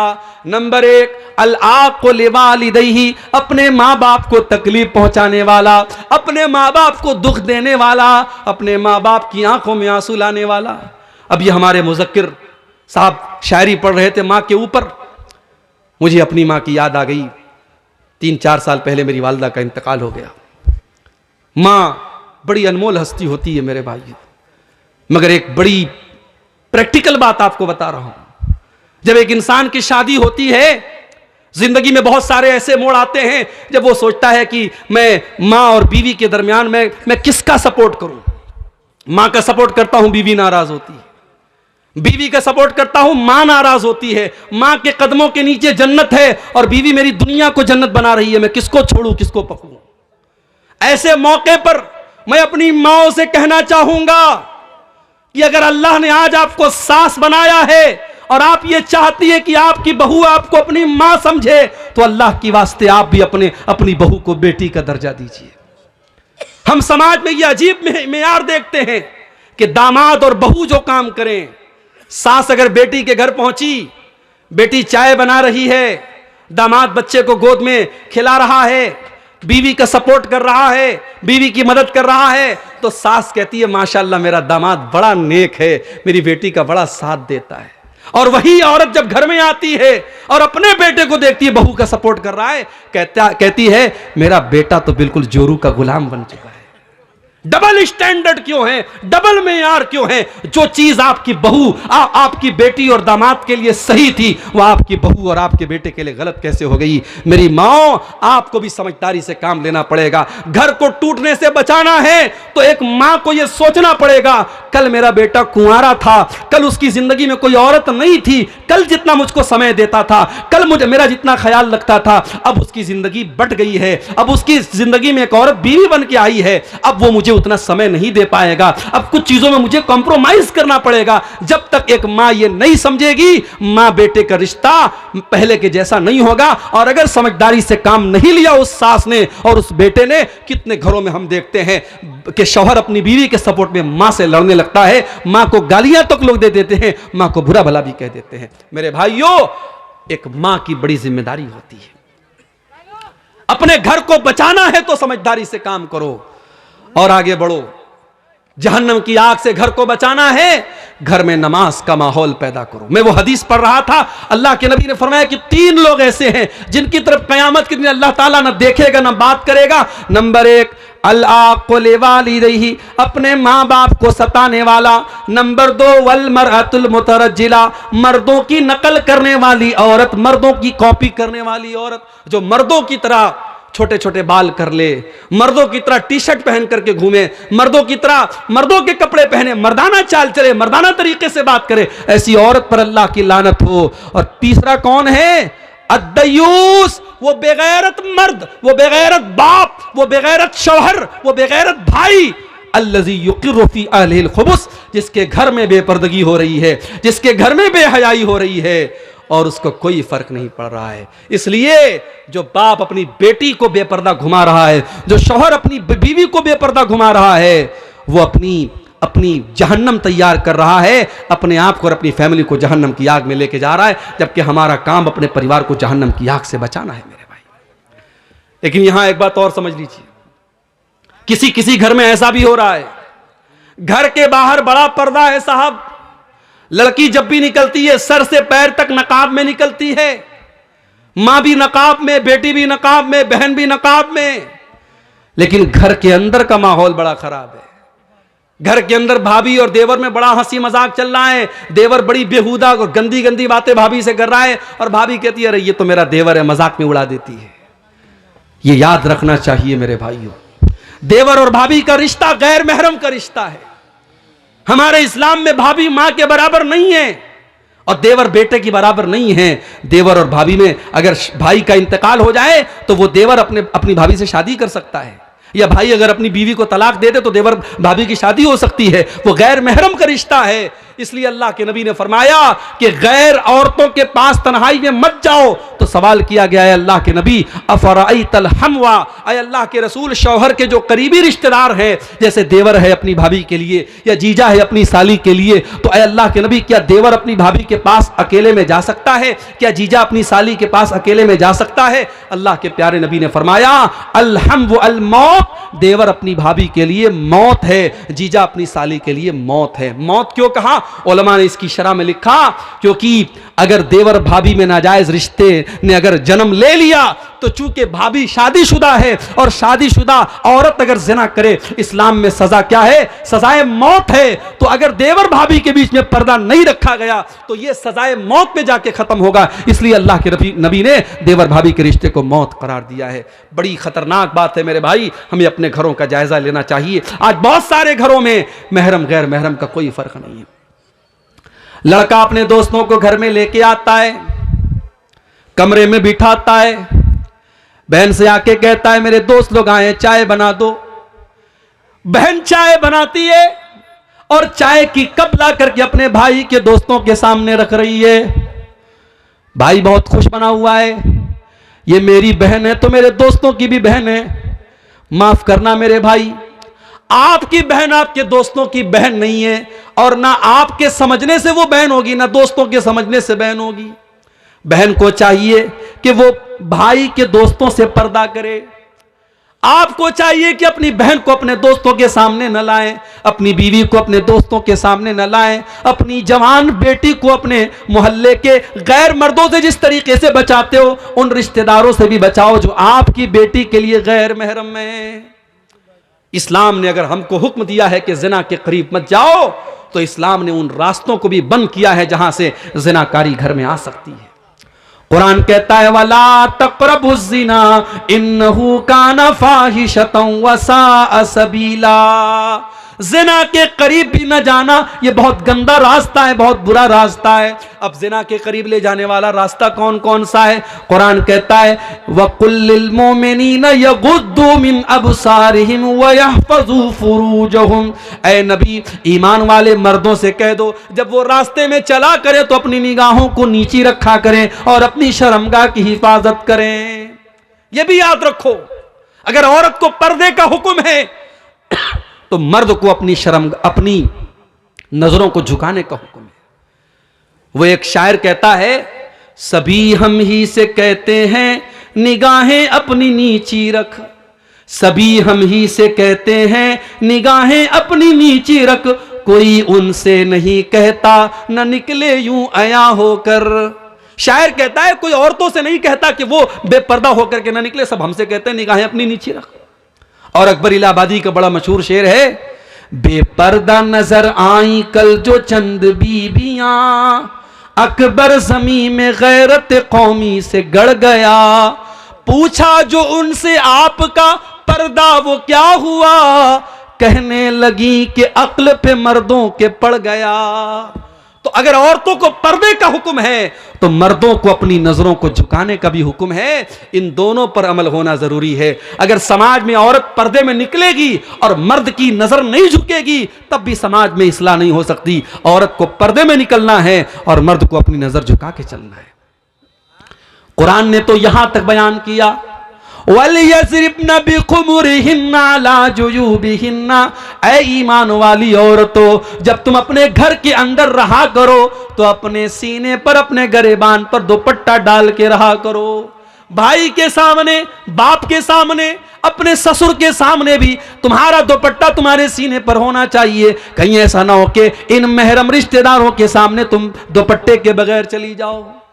ओ मेरी प्यारी माओ बहनों, जो इस्लाम इतना सख्ती के साथ आपको हुक्म दे रहा है कि भाई और बेटे के सामने भी आपको अपना दुपट्टा अपने गरेबान पे रखना है, वो इस्लाम इस बात की इजाजत कैसे दे देगा कि आप फेसबुक के ऊपर अपने फोटो डालें, आप व्हाट्सएप के स्टेटस पर अपने फोटो डालें, आप शादी की तैयारी कर रही हैं और अपने हाथों में मेहंदी की डिजाइन लगा के मेहंदी का फोटो आप इंटरनेट पे डालें। नहीं नहीं मेरी प्यारी माओ बहनों, कुरान कहता है वाला युबदीना ज़ीनतहुन्ना, ऐ ईमान वाली औरतों अपनी खूबसूरती को अपने गैर मर्दों के सामने कभी जाहिर न करना। कुरान ने एक लफ्ज इस्तेमाल किया, खूबसूरती को जाहिर मत करो। अब मुझे बता दो, औरत का सर से पैर तक कौन सा ऐसा हिस्सा है जो खूबसूरती में दाखिल नहीं है? इसका मतलब यह हुआ कि उसे सर से पैर तक मुकम्मल नकाब और पर्दे में रहना है, उसे अपने हुस्न की नुमाइश नहीं करनी है। और कुरान यहां तक कहता है, वला यज़रिबना बिअरजुलिहिन्ना लियुअलम मा युख्फीना मिन ज़ीनतिहिन्ना। ऐ ईमान वाली औरतों, जब तुम पायल पहन करके अपने घर में चला करो तो जोर जोर से जमीन पर पांव मार के न चला करो। तुम्हारे पायल की झनकार गैर मर्दों तक पहुंचे, ये इस्लाम को गवारा नहीं है। जो इस्लाम एक औरत के पायल की आवाज को गैर मर्दों तक जाने की इजाजत नहीं देता है, वो इस्लाम इस बात की इजाजत कैसे देगा कि औरत अपनी खूबसूरती की नुमाइश करे? कुरान तो यहां तक कहता है, फला तखजाना बिल कौली फयतमअल्लज़ी फी क़ल्बिही मरज़। ऐ नबी की औरतों, ऐ नबी की बीवियों, जब तुम्हें किसी गैर मर्द से बात करना पड़े तो तुम ऐसी आवाज में बात मत करो जिसमें मिठास पाई जाती हो, जिसमें नरमी पाई जाती हो, बल्कि तुम कड़क अंदाज में बात करो। जैसे आज के दौर में मोबाइल का दौर है, मोबाइल पर किसी रॉन्ग नंबर से कॉल आ सकता है।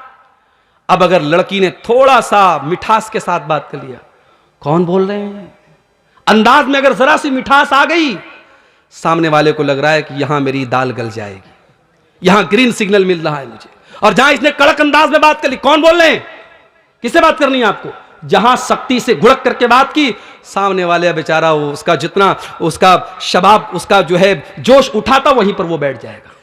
कुरान करीम एक औरत को मोबाइल पर कैसे बात करना है, कुरान उसका भी अंदाज बता रहा है। फयतमअल्लज़ी फी क़ल्बिही मरज़, जिस मर्द के दिल में शहवत की बीमारी है, वो तुम्हारे बारे में कोई गलत ख्याल अपने दिल में न ला सके। वक़ुल्ना क़ौलन मअरूफ़ा, और ऐ नबी की औरतों, बदतमीजी न करना, गाली गलौज से बात न करना, बल्कि जो भी बात करना ढंग से बात करना, लेकिन अंदाज कड़क होना चाहिए गैर मर्द के सामने। इसीलिए उलमा पसंद नहीं करते हैं कि औरत यूट्यूब पर आकर के तकरीर करे। हमारे बाज मर्दों को बड़ी अच्छी लगती है, मोहतरमा फला की तकरीर हम बड़े शौक से सुनते हैं। ठीक है, इस्लाम में मना नहीं है, औरत बयान कर सकती है, मगर औरत का बयान औरतों के दरमियान हो तो अच्छा हो। एक जनरल प्लेटफॉर्म पे जहां मर्द भी सुन रहे औरतें भी सुन रही, मुनासिब नहीं है। इसलिए कि गैर महरम से कुरान कह रहा है कि औरत जब बात करे कड़क अंदाज में बात करे। उसके बाद फरमाया, वक़र्न फी बुयूतिकुन्ना, ऐ नबी की बीवियों, तुम अपने घरों के अंदर इज्जत के साथ रहा करो। औरत अपने घर में रहे, बिला जरूरत वो नौकरी नहीं कर सकती, बिला जरूरत वो घर के बाहर नहीं जाएगी। हां, बेवा हो गई, शौहर कमाने वाला नहीं है, बच्चों को पालना है, जायज हद में रहकर, पर्दे में रहकर के टीचिंग कर सकती है, पढ़ा सकती है, कोई जायज काम कर सकती है। मगर औरत का काम कमाना नहीं, कमाना मर्द का काम है, औरत का काम घर को संभालना है। वक़र्न फी बुयूतिकुन्ना, ऐ नबी की औरतों, तुम इज्जत और वक़ार के साथ अपने घरों में रहा करो। वला तबर्रजन तबर्रुजल जाहिलियतिल ऊला, और जब तुम्हें घर के बाहर निकलना पड़े, कहीं शादी में जाना पड़े, किसी फंक्शन में जाना हो, किसी प्रोग्राम में जाना हो, जलसे में जाना हो, कहीं पर भी तुमको जाना हो, बन संवर करके, बंठन करके, अपने हुस्न की नुमाइश करके न निकलना, जैसे दौरे जाहिलियत में औरतें निकला करती थी। इस्लाम तो यहां तक कहता है, अगर मस्जिद में औरत के नमाज पढ़ने का इंतजाम है, औरत मस्जिद में नमाज पढ़ने आ रही है, तो वहां पर भी वो खुशबू लगा करके ना आए। अगर वो खुशबू लगा करके आती है, अल्लाह के प्यारे नबी फरमाते हैं, वो वापस जाए और गुस्ल करे, और जब तक अपने बदन से खुशबू का वो असर नहीं हटा देगी, उसकी नमाज अल्लाह ताला के कबूल नहीं होगी। इस्लाम इस मामले में इतना सख्त है मेरे भाई। उसके बाद फरमाया, व अक़िम्नस सलाता व आतीनस ज़काता, ऐ ईमान वाली औरतों, नमाज कायम किया करो। अरे मौली साहब, छोटा सा बच्चा है, पेशाब कर देता है, यहां बेचारा शौहर महीने में 3-3 हज़ार रुपया बच्चे के पैम्पर पर खर्च कर रहा है, तब भी उसको कहती है कि पेशाब कर देता है, नमाज कैसे पढ़ूंगी। हजरत फातिमा ने क्या हसन हुसैन की परवरिश न की थी? क्या हजरत खदीजा ने अपनी बेटियों को पाला नहीं था? मेरी प्यारी माओ बहनों, उस जमाने में पैम्पर भी नहीं था, उस जमाने में लकड़ी जला करके आग जला करती थी, उस जमाने में गैस का चूल्हा भी नहीं था, उस जमाने में कपड़े हाथ से धोए जाते थे, उस जमाने में वॉशिंग मशीन नहीं थी। आज तो अल्लाह ने बहुत सारी नेमतों से आपको नवाजा है, आज तो गांव देहात में भी ये नेमतें पहुंच चुकी हैं। मेरी प्यारी माँ बहनों, नमाज पढ़ने में कोई बहाना न करना। नमाज अपने टाइम से आपको पढ़ना है। जैसे मर्दों के ऊपर नमाज फर्ज है, आपके ऊपर भी नमाज फर्ज है। बल्कि मैं तो कहता हूं औरत के लिए जन्नत में जाना ज्यादा आसान काम है। आज तक आपने वो हदीस सुनी है, औरतें जहन्नम में ज्यादा जाएंगी। औरतें बेचारी एकदम डर गई, हम लोग जहन्नम में ज्यादा जाएंगे। लेकिन औरत जन्नत में भी जा सकती है। बहुत आसान तरीका बता रहा हूं, 4 काम कर ले औरत जन्नत में चली जाएगी। अल्लाह के प्यारे नबी फरमाते हैं, अय्युमम रातिन सल्लत खमसहा व सामत शहरहा व अताअत ज़ौजहा व अहसनत फरजहा। जो औरत 5 टाइम की नमाज की पाबंदी करे, रमजान का रोजा रखे, अपने शौहर की इताअत करे और अपनी इज्जत व आबरू की हिफाजत करे, दखलत मिन अय्यि अबवाबिल जन्नति शाअत, जन्नत के 8 दरवाजे उसके लिए खोल दिए जाएंगे। आय अल्लाह की नेक बंदी, तू जिस गेट से जन्नत में जाना चाहे जा सकती है।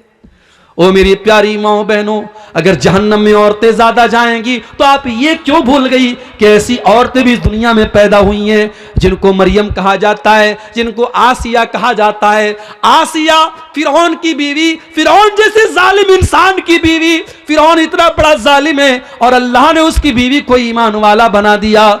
और ये अल्लाह की नेक बंदी जब अल्लाह के ऊपर ईमान लाती है, फिरौन अपने महल से निकाल देता है और जंजीरों में जकड़ देता है। अपने महल को छोड़ करके, अपने शौहर की हवेली को छोड़ करके जेल की तारीकी में, जेल के अंदर अपनी जंजीरों में जकड़ी हुई फिरौन की बीवी अल्लाह से दुआ करती है, रब्बिब्नि ली इंदक बैतन फिल जन्नह वनज्जिनी मिन फिरऔन व अमलिही वनज्जिनी मिनल कौमिज़ ज़ालिमीन।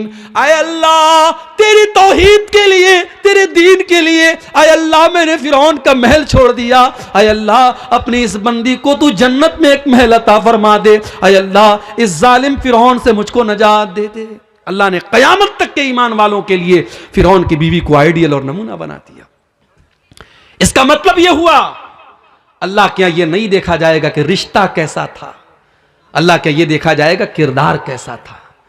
हजरत नूह अलैहिस्सलाम की बीवी और हजरत लूत अलैहिस्सलाम की बीवी, दोनों नबियों की बीवी उनके ऊपर ईमान नहीं लाई। इतने बड़े नबियों की बीवी ईमान नहीं लाई तो कुरान कहता है, फखानताहुमा फलम युगनिया अन्हुमा मिनल्लाह। हजरत नूह अलैहिस्सलाम की बीवी जहन्नम में जाएगी, हजरत लूत अलैहिस्सलाम की बीवी जहन्नम में जाएगी।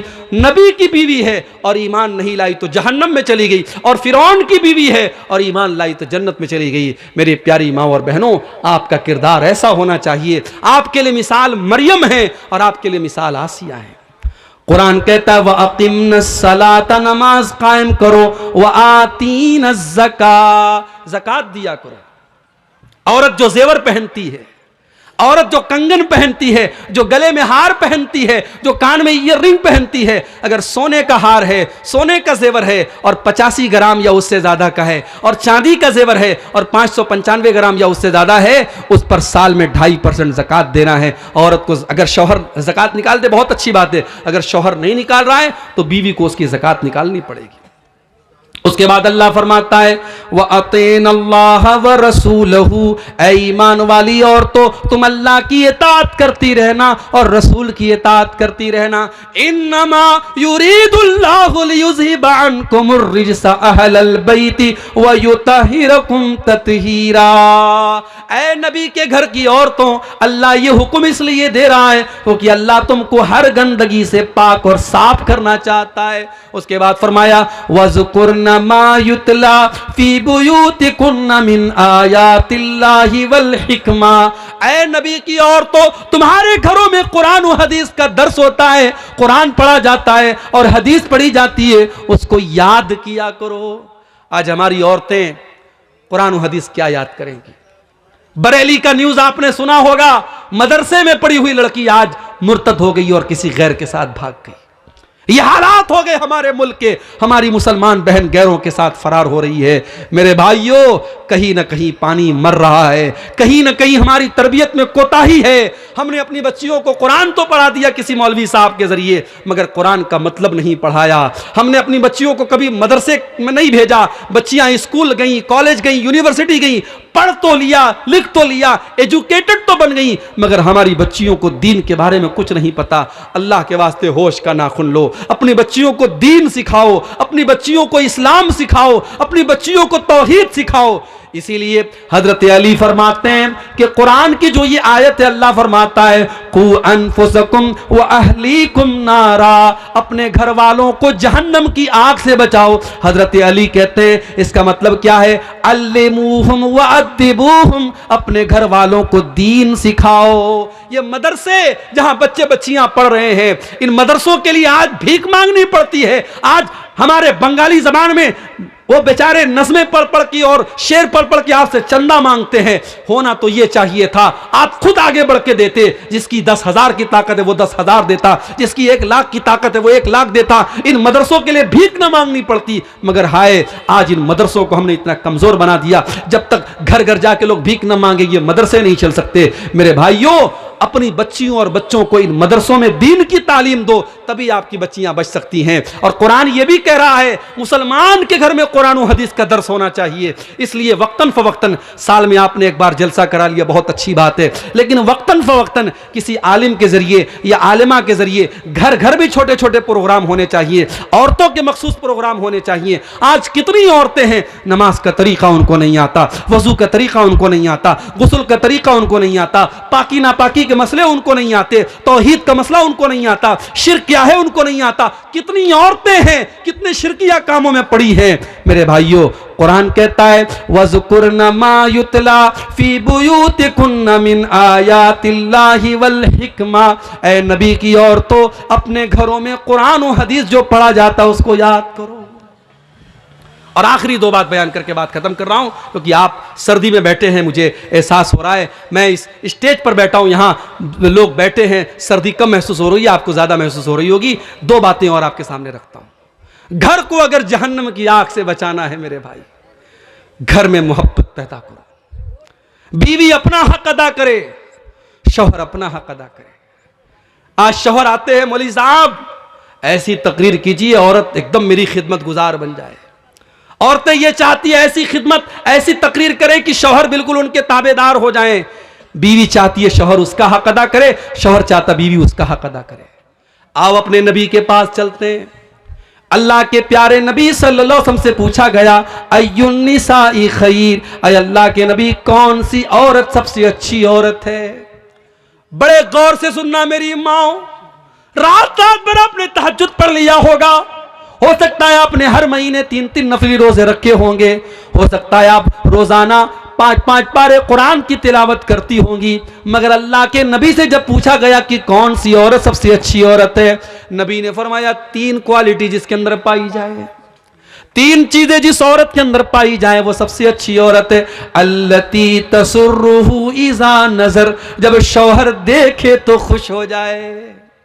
या तो उल्टी बात है, शौहर घर में आता है, बाल बिखरा है, कपड़े महक रहे हैं पसीने से, तेल की बदबू आ रही है, मसाले की बदबू आ रही है। हाँ, शादी में जाना है तो 1 घंटे वो पूरा मेकअप करेगी, पूरे चेहरे पर क्रीम पोतेगी और पाउडर लगाएगी। और आजकल तो माशाल्लाह ऐसा ऐसा मेकअप चल रहा है कि अगर औरत जो है उसके मोबाइल पर अगर वो फेस लॉक लगा ले और मेकअप करके अपने मोबाइल पर फेस वो ओपन करने की कोशिश करे तो मोबाइल कहेगा मोहतरमा कौन है आप।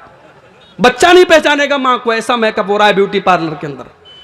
तो शौहर के लिए कोई मेकअप नहीं कर रही है, जबकि तेरे मेकअप का हकदार तेरा शौहर है।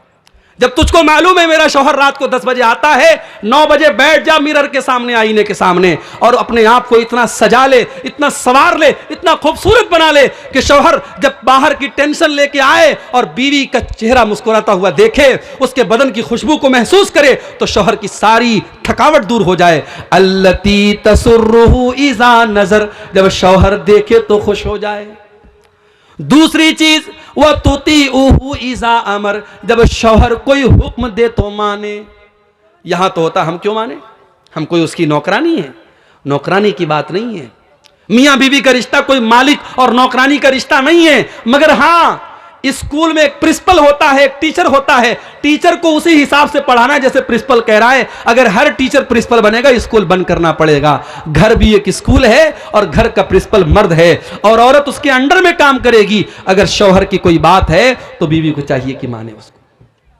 अल्लाह के नबी ने तो यहां तक कहा, देखिए ये हदीसें सुनकर के हमें अजीब लगता है, अल्लाह के नबी ने ऐसा क्यों कहा। मगर जब हम प्रैक्टिकल समाज में देखते तो हमको लगता है कि वाकई अल्लाह के प्यारे नबी ने बड़ी सच्ची बात कही है। आपने फरमाया, अगर शौहर अपनी बीवी को अपने पास बुलाए, बीवी को चाहिए अपने सारे काम छोड़ करके शौहर के पास जाए। वह इनकान तालत तन्नूर, यहां तक कि अगर वो चूल्हे पर रोटी पका रही है, चूल्हे पर है, तब भी वो जाए। ये कौन सी बात हुई? बिल्कुल बात हुई। शौहर अपनी बीवी से 24 घंटे कभी भी उसको अपने पास बुला सकता है। और अगर बीवी के पास कोई शरई उज़्र नहीं है तो बीवी को जाना चाहिए। और अगर बीवी इनकार करती है, अल्लाह के नबी फरमाते हैं, जिस बीवी का शौहर इस हाल में सो जाए कि बीवी को वो दावत दे और बुलाए और बीवी उसके पास जाने से इनकार कर दे, बिला कि भाई कोई मजबूरी हो, कोई बीमारी हो, कोई बात तो अलग बात है। अगर बगैर किसी उज़्र के बीवी शौहर की बात मानने से इनकार कर दे, लानतहल मलाइकतु हत्ता तुस्बिहा, तो सुबह तक फरिश्ते उस औरत पर लानत करते हैं। लेकिन यहां यह बात याद रहे कि यह मामला मियां बीवी का जो मामला है यह एक तरफा नहीं है। अगर बीवी को चाहिए कि शौहर के जज्बात का ख्याल रखे तो शौहर को भी चाहिए कि बीवी के जज्बात का ख्याल रखे। यह जोर जबरदस्ती का रिश्ता नहीं है, यह मोहब्बत का रिश्ता है, यह मानने मनवाने का रिश्ता है। और तीसरी चीज, वला तुखालिफहु फी नफ्सिहा व मालिही बिमा यकरा, बेहतरीन औरत की तीसरी निशानी कि वो औरत अपने माल, अपनी आबरू के सिलसिले में और शौहर के माल के सिलसिले में कोई ऐसा काम न करे जो शौहर को ना पसंद है। शौहर की अलमारी की चाबी इसके हाथ लग गई, अब उड़ा रही है पैसा, शॉपिंग खूब कर रही है। अब शौहर ने वो पैसा किस जरूरत के तहत रखा है, शौहर को बगैर बताए उसका पैसा उड़ा रही है, गलत है ये। या शौहर ने मना कर दिया, फला को घर में मत आने देना, उसको घर में आने दे रही, ये गलत है। तो शौहर की मर्जी का ख्याल रखे अपनी आबरू के सिलसिले में और अपने शौहर के माल के सिलसिले में कोई ऐसा काम ना करे। अब आ जाइए दूसरी तरफ, अल्लाह के नबी के पास एक सहाबी आते हैं, मा हक़्क़ु ज़ौजति अहदिना अलैहि, ऐ अल्लाह के नबी बीवी का हक हमारे ऊपर क्या है। आज कोई मर्द मौलवी से यह सवाल नहीं करता, सब ये चाहते बीवी को मुझे मेरे साथ क्या करना चाहिए ये बताओ मौलवी साहब। लेकिन सहाबी उल्टा सवाल कर रहे हैं, मा हक़्क़ु ज़ौजति अहदिना अलैहि, ऐ अल्लाह के नबी बीवी का हक हमारे ऊपर क्या है। आपने फरमाया, अन तुतइमहा इज़ा तइमता, जो तुम खाओ अपनी बीवी को खिलाओ। तुम बाहर खा रहे हो देसी मुर्गा और बीवी को घर में भात खिला रहे हो, तुम बाहर बेहतरीन चीजें खा रहे हो और बीवी को उससे महरूम करो नहीं, जो तुम खाओ बीवी को खिलाने की कोशिश करो।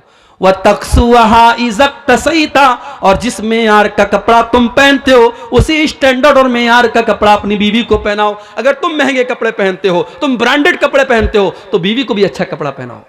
वला तज़रिबिल वजहा, और कभी बीवी के चेहरे पर हाथ न उठाना, कभी बीवी के चेहरे पर न मारना। वला तुक़ब्बे, और कभी बीवी से गाली गलौज न करना। वला तहजुर इल्ला फिल बैत, और जितना भी झगड़ा हो जाए, मियाँ बीवी का झगड़ा घर के बाहर न जाए, उसको कभी घर के बाहर न निकालना। ये बीवी का हक है आपके ऊपर।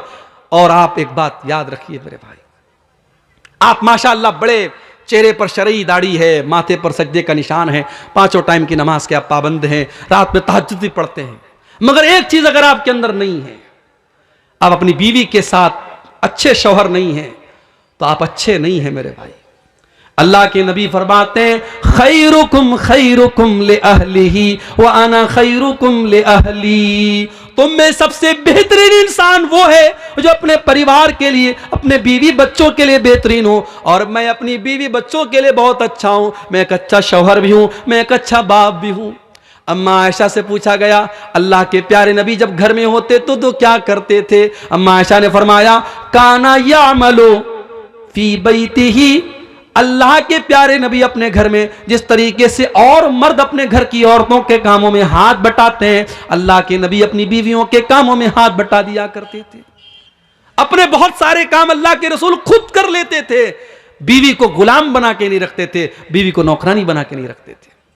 तो ये बेहतरीन शौहर की निशानी ये है कि वो बीवी के जज्बात का ख्याल रखे। अल्लाह के प्यारे नबी सहाबा के साथ जा रहे हैं, आपने सहाबा से कहा तुम लोग थोड़ा आगे निकल जाओ। सहाबा थोड़ा आगे निकल गए, हजरत आयशा आपके साथ थी। आपने फरमाया आय आयशा चलो सन्नाटा हो गया है, चलो हम दोनों दौड़ते हैं, मुकाबला करते हैं, देखते हैं कौन दौड़ में आगे निकलता है। अम्मा आयशा नई नई शादी हुई थी, दुबली पतली थी, वजन कम था। जब दौड़ने लगी अल्लाह के प्यारे नबी पीछे रह गए और अम्मा आयशा आगे निकल गई। अम्मा आयशा को बहुत मजा आया, उन्होंने हंसते हुए फरमाया कि अय अल्लाह के नबी इन्नी कद सबक़्तुक का, मैं तो आपसे आगे निकल गई, आप तो पीछे रह गए। अल्लाह के नबी मुस्कुरा गए, खामोश हो गए, कोई जवाब नहीं दिया। कुछ दिनों के बाद एक और सफर था, उस सफर में भी आपने सहाबा से कहा थोड़ा आगे निकल जाओ, और इत्तेफाक से उस सफर में भी हजरत आयशा आपके साथ थी। आपने फरमाया आयशा बहुत दिन हो गए, चलो एक बार फिर हम दोनों रेस करते हैं, दौड़ का मुकाबला करते हैं, देखते हैं कौन आगे निकलता है। अम्मा आयशा फरमाती हैं अब इस मर्तबा मैं थोड़ी मोटी हो गई थी, मेरा बदन थोड़ा फरबा हो गया था, मेरे बदन पे थोड़ी चर्बी आ गई थी। जब इस मर्तबा मैं दौड़ने लगी तो मैं पीछे रह गई और अल्लाह के प्यारे नबी आगे रह गए। अल्लाह के नबी ने हंसते हुए फरमाया हाज़िही बितिलका, आय आयशा शायद तुम भूल गई, उस दिन का बदला आज मैंने ले लिया। ये अल्लाह के रसूल का वाकया मैं आपको बता रहा हूं मेरे प्यारे साथियों, ये सीरतुन नबी का वाकया आपको बता रहा हूं। अल्लाह के नबी इस तरीके से अपनी बीवियों से हंसी मजाक भी करते थे, उनके जज्बात। एक मरतबा मस्जिद नबी में हबशी लोग नेज़ों का खेल खेल रहे थे, हजरत आयशा उचक उचक के देख रही थी। अल्लाह के नबी ने कहा आयशा तुम देखना चाहती हो? अल्लाह के नबी खड़े हो गए और हजरत आयशा अल्लाह के रसूल के कंधे पर सर रख करके उस खेल को देखने लगी और तब तक देखती रही जब तक थक न गई। जब थक गई अल्लाह के नबी ने कहा आयशा क्या बात है? कहा अल्लाह के नबी जब मैं अंदर जाती हूँ, अल्लाह के प्यारे नबी इस तरीके से अपनी बीवियों के जज्बात का ख्याल रखते थे। मेरे भाइयों रिश्ते मोहब्बत से चलते हैं, रिश्ते कानून के डंडे से नहीं चलते हैं, रिश्ते कुछ मान कर कुछ मनवा करके चलते हैं। बीवी ये सोचे शौहर मेरे इशारों पर नाचे, शौहर ये सोचे कि बीवी मेरी गुलाम बन जाए, ऐसे काम नहीं चलता है। ये मोहब्बत का रिश्ता है, ये सुकून का रिश्ता है। घर को अगर जन्नत बनाना है और घर वालों को जन्नती बनाना है तो हमें इन चीजों का लिहाज रखना पड़ेगा। 2 पॉइंट और बात करके बात खत्म कर रहा हूं, 2 बजने वाले हैं। आखिरी चीज ये है मेरे भाइयों कि हम अपने घर में नेक लोगों को दावत दें। अगर हम चाहते हैं हमारे घर वाले जहन्नम की आंख से बचें और हमारे घर वाले नेक बने, तो नेक लोगों को आप घर में दावत दें, उलमा को दावत दें, सालेहीन को दावत दें। आपके दस्तरखान पे नेक लोग बैठेंगे, खाना खाएंगे, आपके बच्चे अदब सीखेंगे, आपके बच्चे इस्लाम सीखेंगे, आपके बच्चे ईमान सीखेंगे। हजरत नूह अलैहिस्सलाम अल्लाह से दुआ करते हैं रब्बी ग़िफ़िरली वली वालिदैया वलिमन दखल बैतिया मुमिनन वलिल मुमिनीन वल मुमिनात। ऐ अल्लाह मुझे भी बख्श दे, मेरे माँ बाप को भी बख्श दे, और ऐ अल्लाह जो ईमान वाला मेरे घर में दाखिल हो तो उसको भी बख्श दे। पता ये चला कि हजरत नूह अलैहिस्सलाम अपने घर में ईमान वालों को दावत देते थे। आप अपने घर में शराबियों को बुला के खाना खिला रहे हैं, जानियों को बुला करके अपने दस्तरखान पे दावत दे रहे हैं, इससे घर में बरकत नहीं आएगी। नेक और सालेह लोगों को आप दावत दीजिए। और आखिरी चीज ये है मेरे भाइयों कि आप जो है दुआ कीजिए। अगर आपको लगता है कि आपके घर में कोई बुराई है, आपका बच्चा गलत रास्ते पर चल रहा है, आपकी बीवी अल्लाह की नाफरमान है, आप उसकी इस्लाह की कोशिश कीजिए और अल्लाह से दुआ कीजिए। 2 दुआएं मैं सिखा रहा हूं, इसको याद कर लीजिए। पहली दुआ आपको कुरान के 19वें पारे में मिलेगी। 19वें पारे में सूरह फुरकान के आखिर में आपको यह दुआ मिलेगी। अल्लाह के नेक बंदे ये दुआ अल्लाह से करते हैं, रब्बना हब लना मिन अज़वाजिना व ज़ुर्रियातिना कुर्रता आयुन वजअलना लिल मुत्तकीन इमामा। आय अल्लाह हमारे बीवी बच्चों को हमारी आंखों की ठंडक बना दे, और अल्लाह हमें तो मुत्तकियों का इमाम बना दे। आपकी बीवी बच्चे आपकी आंखों की ठंडक कब बनेंगे? जब आपकी बीवी आपको नमाज के लिए उठाएगी। फजर की 5 बजे अजान हो रही है, अजान की आवाज आपके कानों में जा रही है और आप कंबल ओढ़ के लेटे हैं और बीवी आपको झिझोड़ करके उठाती है, उठिए जाइए नमाज पढ़िए। आपको सिगरेट पीता हुआ देख करके आपकी बीवी टोक रही है। ये चंदे आ रहे हैं, अल्लाह ताला इनको कबूल करे। मुझे नाम नहीं पता किसने ताउन किया है, अल्लाह कबूल करे। मैं ये कह रहा हूं मेरे भाइयों कि आपकी बीवी और बच्चे जब अल्लाह के फरमा बरदार बनेंगे तब आपकी आंखों की ठंडक बनेंगे। ईमान वाले ये दुआ करते कि अल्लाह हमारे बीवी बच्चों को हमारी आंखों की ठंडक बना दे। वजअलना लिलमुत्तकीन इमामा, और ऐ अल्लाह हमें तू मुत्तकियों का इमाम बना दे, इतना नेक बना दे, दुनिया मिसाल दे। मुत्तकी लोग ऐसे होते हैं, नेक लोग ऐसे होते हैं। एक दुआ आप ये याद कर लीजिए, और दूसरी दुआ जो हमारे बाप इब्राहिम अलैहिस्सलाम ने दुआ की थी, उस दुआ को याद कर लीजिए। रब्बिगफिरली, हजरत इब्राहिम ने दुआ की, रब्बि जअलनी मुकीमस्सलाति व मिन ज़ुर्रियती रब्बना व तक़ब्बल दुआ।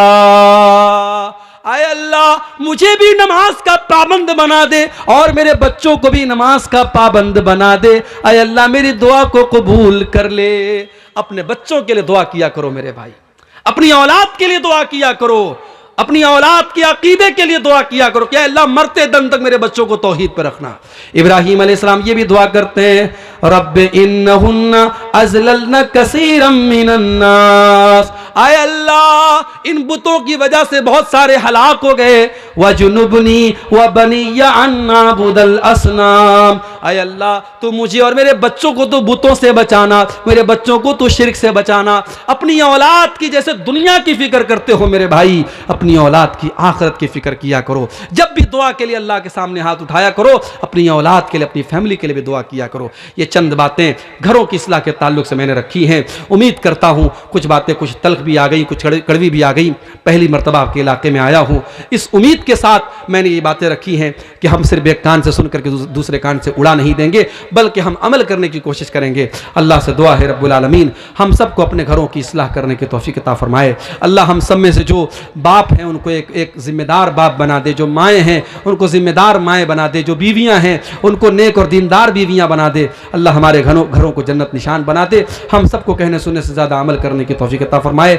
रब्बना तक़ब्बल मिन्ना इन्नका अंतस समीउल अलीम व तुब अलैना इन्नका अंतत तव्वाबुर रहीम। दुआ करा दें कोई और।